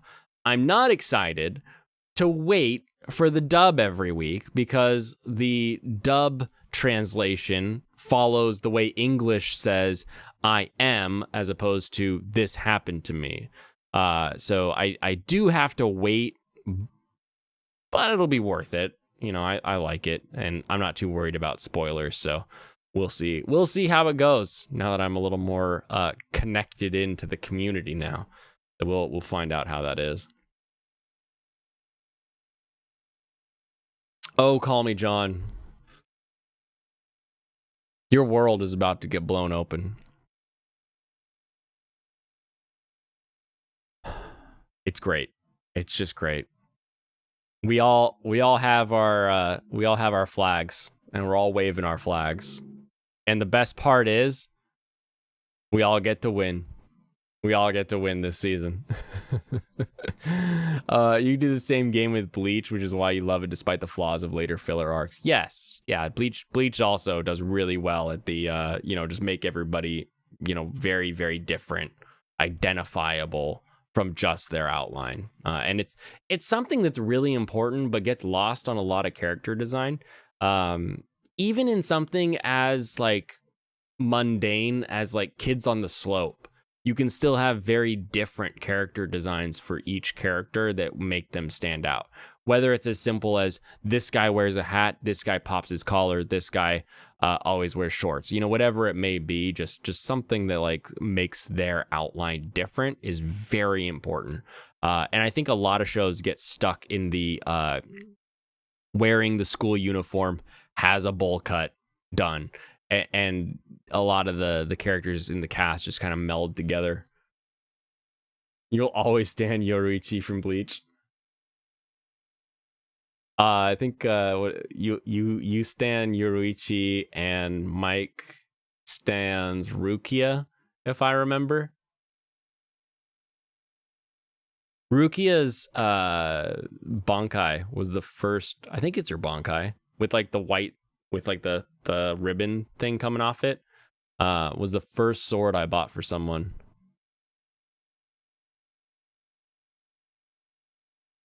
First sword I bought for someone. That was really fun, you see. Damn, Yoruichi simp.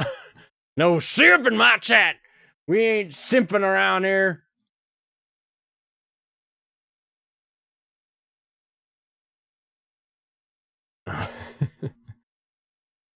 All right, let's.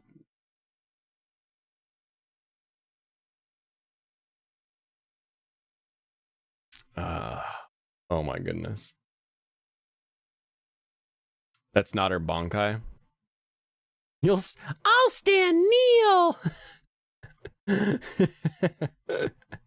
I don't know why that's so funny to me. It just sounds funny. Neil? No?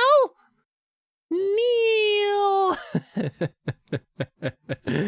Oh, goodness. Goodness. You don't know what a Neil is, but I respect Nell Simps. I respect no simp! Wait, what the heck are we talking about?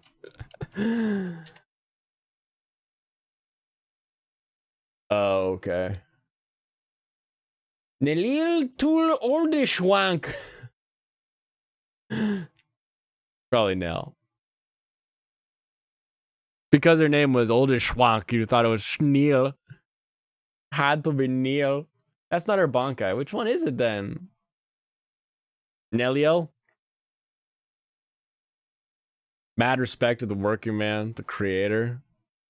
Look at me, working hard, doing yard work, streaming at night, still keeping up with anime, just barely.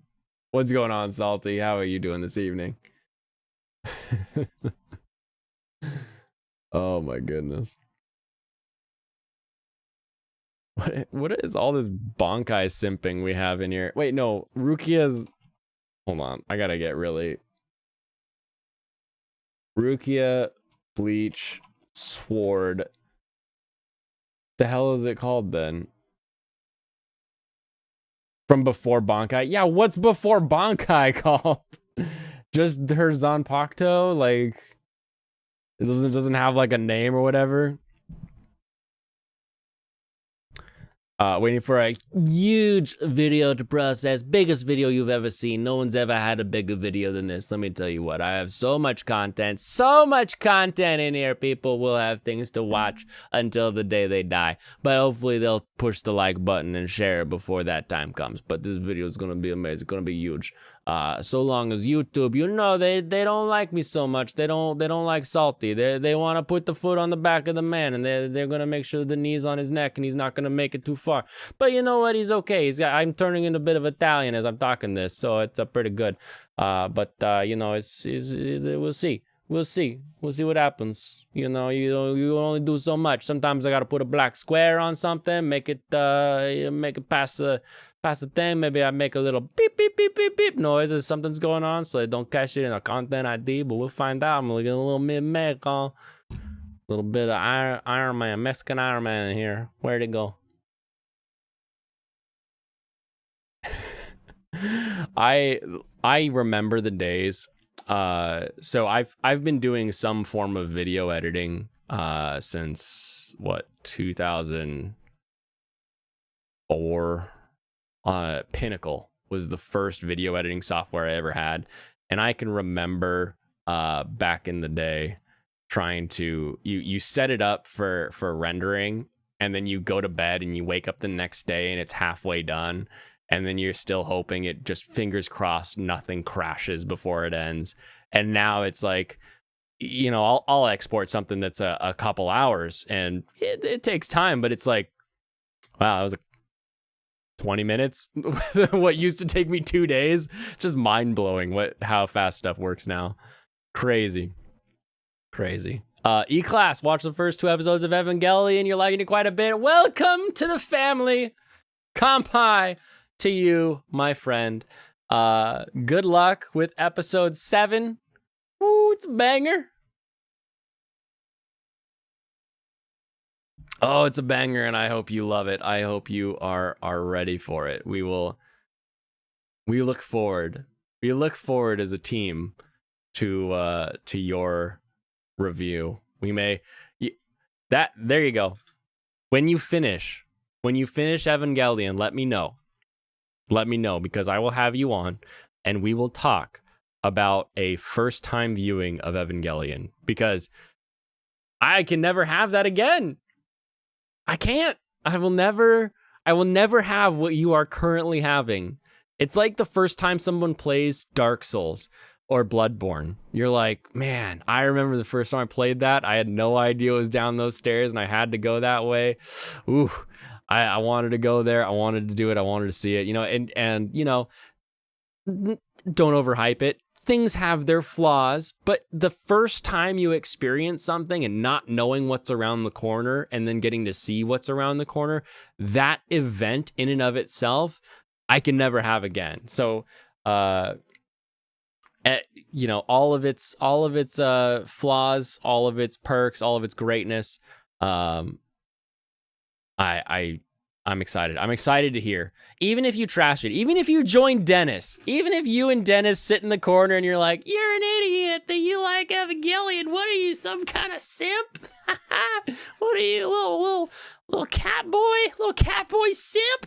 You gonna go hunt for some cummies, you little detective? What are you doing? Cat boy simp. I don't care. I want to hear your take. I want to see what happens. I'm so excited. Totally remember the huge long burn wait. Oh yeah, and then you had to actually burn it to the disc. Oh my goodness! And then you accidentally bought like the wrong DVD-Rs, you know, and it just didn't work. They weren't big enough or whatever. This is 4 gigabits. Damn, that's a big boy. When you finish it, you need to make sure you actually finished it. Yeah, we'll have some. We'll get some questions that'll like verify that he actually saw every episode. But we'll make sure that we'll make sure that he's actually seen the whole thing. You'll skip that day. You'll want to be here, trust me, because you'll learn why it's so great. That's when I got one shot by the knight with the big club. I freaking love Dark Souls. Like Dark Souls, Bloodborne, Elden Ring, they're all just so great. They're so great because of all those stories. Like they really give you that like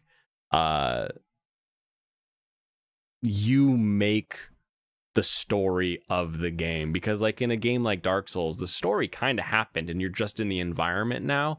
And so you get to be the one who decides like, oh, is this where my character gives up for the day? Is this where my character goes left or right? Is this where my character learns about the lore? You know, does my character stop and read about the inventory we just picked up? You know, you make the story in Dark Souls, and it's so good. So good. You don't like it, but trash those who do like it. You're not that kind of asshole. Well, you did right that you trash those who do like it, but I will assume you meant don't trash those who do like it.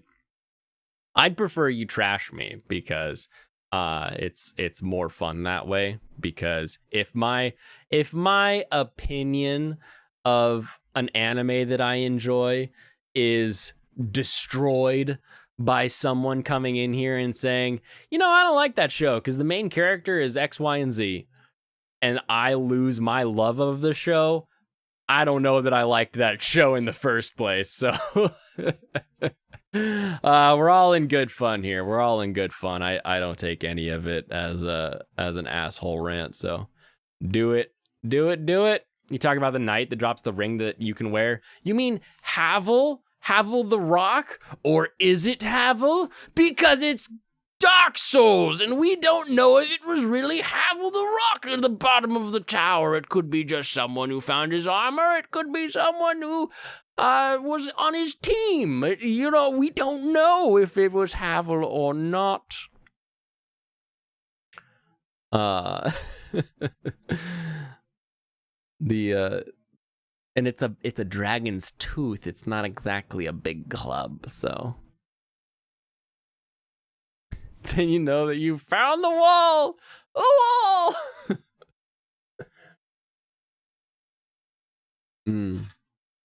Oh my goodness. Yes. So I have a sword on my screen because I was looking that up. Oh my goodness. What a bunch of goofiness. What a bunch of goof.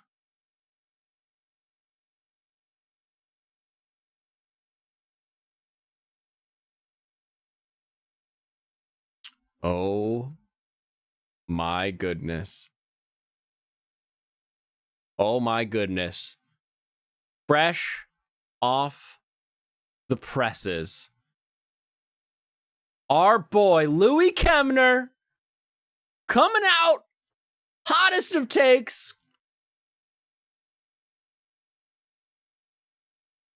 why Oshi no Ko will be the next breakout hit. Aka Akasaka's newest seinen manga. Knew it, but we know what they meant. Oshi no Ko is slated to get its own anime. Fans of Kaguya-sama, Love is War, shouldn't miss that one.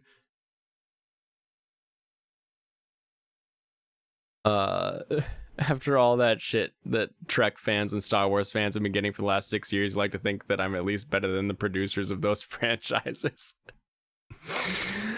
Yeah, you're not gonna go and like make a worse Evangelion. The director already did that. It's called the Rebuild series. I just headbutted my mic. Shikai is released before Bankai. Thank you. Thank you for that. It's Kemner time. Okay, you're gonna bounce because spoilers later. The spoiler alert is the last time Louis Kemner wrote an article saying that X show would be the next big hit. He wrote an article saying Shikimori would be the next dress-up darling. So the track record's not great for Louis Kemner here. I'm laughing because it hurts. Yes, that is true. It is the truth.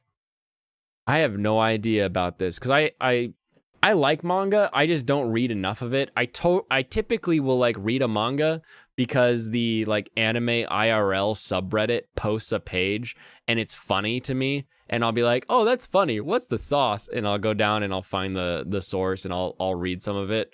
But I don't go out of my way typically. You're not gonna slam fans because they didn't like what was made for them. That's fine. That's totally fine. I'm just saying, if you ever get that, you get that itch, you're like, I need to let someone know something's dumb. I'm here for you. You're never gonna hurt me. You're not gonna do it. Your words just won't do it. I learned a long time ago. I worked a job where I was around a lot of people that used to be in the military, or they were currently, or most of them were veterans at that point, and they would tell you about a day where it was a good day because they came back and no one got shot. And I was like, you know what? Most of my days are pretty good. And so then anytime a customer ever complained, who cares? It's not a big deal. They're just words. You've seen this one exist. We actually don't know anything about it. I also live 2,000 miles away from you. Yes, that is true. But what if we meet up at Colossal Con or, I don't know, Matsuri or something like that? Insert convention here. Cosplay Expo in Vegas. We all end up there. Then you might be feet from me. I don't know where I'm going with this, but we could be physically closer than we are now. I'll be like 50 miles closer to you later this week, so that works. That always happens. Not Sakura-con. Yeah, that would involve you coming all the way out to me. I was trying to think of stuff that's in between us. But I don't, like, I'm aware of where you are on the map, but I'm not really exact.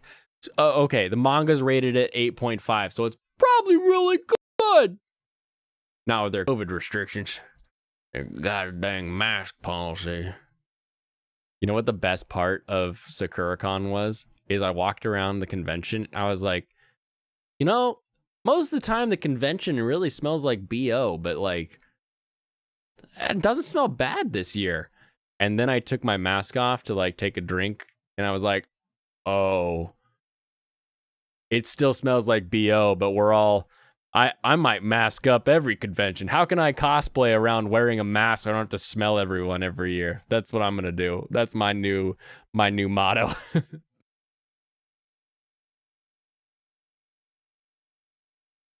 Especially if they don't shower. Exactly. That's how you'll know it's me from now on, is I'm wearing a mask. What is the Shikimori manga MAL? Kawaii dake ja nai. Shikimori got a 7.78. Okay, so that's almost a point higher. Scum's Wish illustrator. So Scum's Wish got a decent anime. You know, they weren't like super hyped on it. It's been serialized in Japan since April 2020. So again, we're in a post Dress Up Darling world here. Series only recently began being translated and serialized in the West over the last couple months. Fortunately, the industry is working hard to get manga fans caught up with Osh. What if Kemner is just trolling? What if he's just like, I'm gonna tell him this will be the next greatest anime, and then it won't be, and they'll write articles about why it is, but they'll think like, what is wrong with this guy? And they'll read my articles anyway. What if he's playing 5D chess and we're over here on a checkers board, just falling into his trap card every time?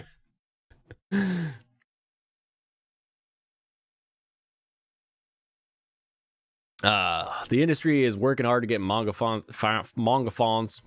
See, it's not just couple of kakus. I also do it here for manga fans because my mouth just wants to keep the same sound going every time.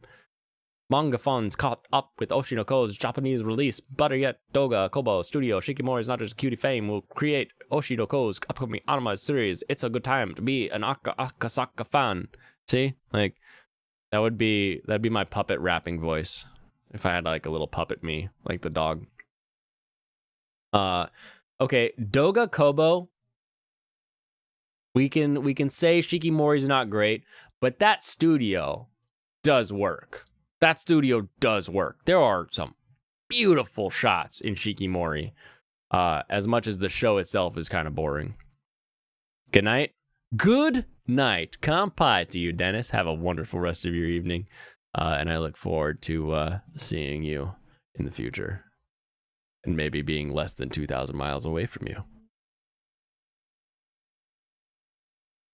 Story, characters, and themes. This is why Michael left, because we're going to talk. I have seen this picture. I don't know where I've seen this picture. It's a high stakes, high IQ seinen romance. Doga Kobo makes some really cute stuff.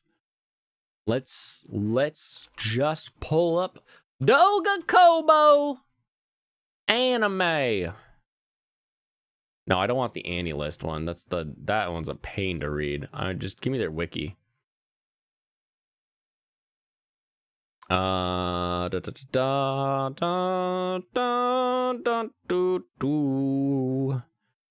Majestic Prince. Monthly Girls Nozaki-kun. That one's really fun and cute. Plastic Memories. That's really well done.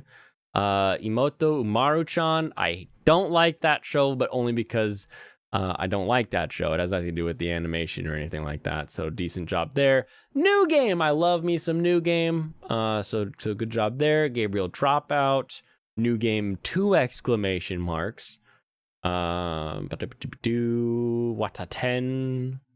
Helpful Fox Senko-san. Feel good, look good show. How heavy are the dumbbells you lift? Everybody needs to watch that one and just start doing curls every single episode, because you're like, you know what? I need to be stronger. I'm going to lift heavier dumbbells. And everybody should get into that. Senpai is annoying. Obviously very cute. RPG Real Estate is a Doga Kobo. Shikimori is not just a cutie. And then, of course, later we'll get Oshi no Ko. So they've got some good stuff. Dumbbell was awesome. I loved doing the workouts at the end of every episode. That was literally my favorite part. And maybe the scene where she the arm wrestling scene. I think that one was really good too.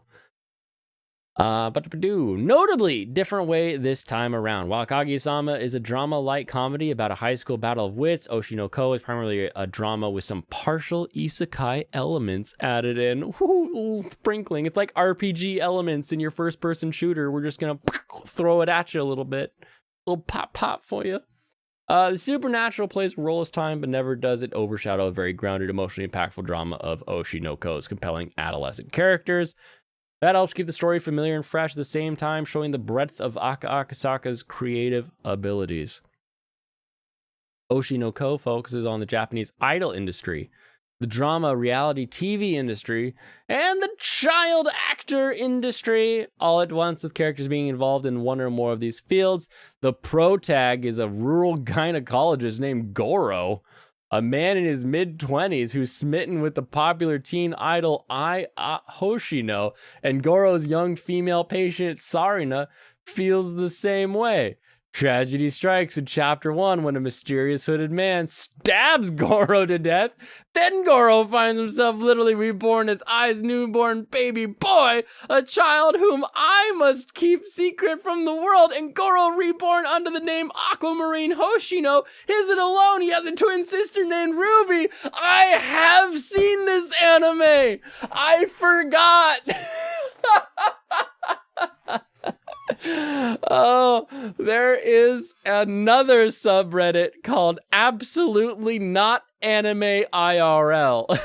And it showed this panel of a mom like in a hospital breastfeeding her newborn, and the newborn has a thought bubble that says, "I can't believe I'm reborn as my idol's baby."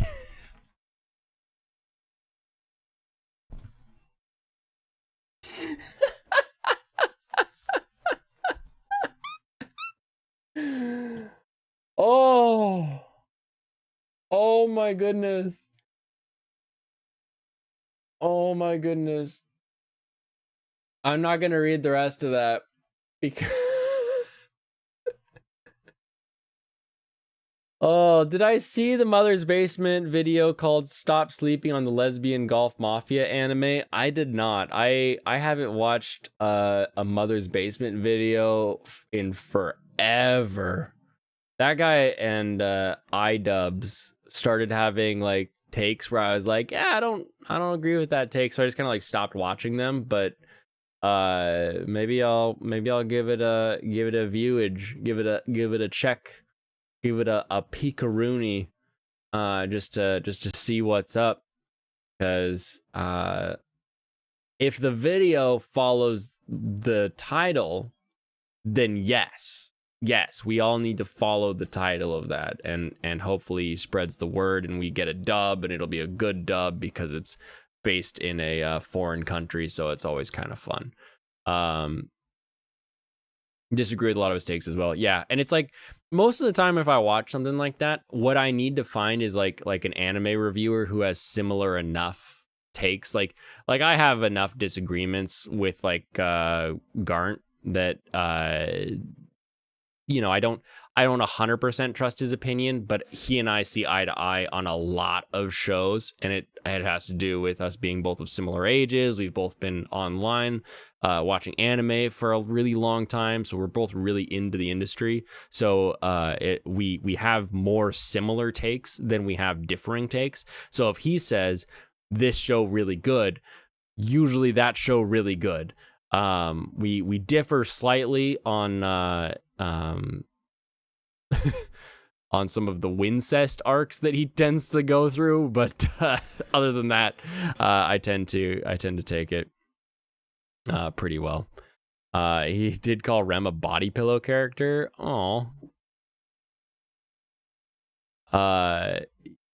yeah. He'll say one thing about a show, I'll watch the show, and I'll be like, we're watching a different show, man. I don't know what's going on. I actually thought about at one point making like a Father's Attic like counter to him, and it would just be literally me saying whatever his last video was, but backwards, so that it would be just the opposite take completely, because he just has some takes that are out there. But I am gonna call it a night. A wonderful 2-hour stream. Again, everyone, this Thursday and Friday. Wednesday? No, this Thursday and Friday. I do not know if I will be able to pull off actually doing a stream from where I'll be. But if you follow me on Twitter, should be let me You know where to follow me. Follow me on Twitter, or check the channel, see if I pop up. You'll see. I'll make an announcement if I can or if I can't. But I'll definitely do it. That would be funny. You'll totally sub. Maybe I'll start it with just a parody video where I do everybody's Bizarro world. And do a Bizarro world of everybody except Digi, because Digi is the Bizarro world of Digi. So it'll just be a Digibro video for that section. Or Digi whatever he's called, Yigsdra blob. I don't know what he called himself now. They call themselves. I'm not keeping track of all that, but there's enough YouTubers out there that would be pretty funny. So I'll do that. We'll start with that and see where I go. Have a good one, everybody. We will catch you all tomorrow, and we will get as much of the week done as we can tomorrow. So have a wonderful rest of your evening, and I will catch you then. Kampai.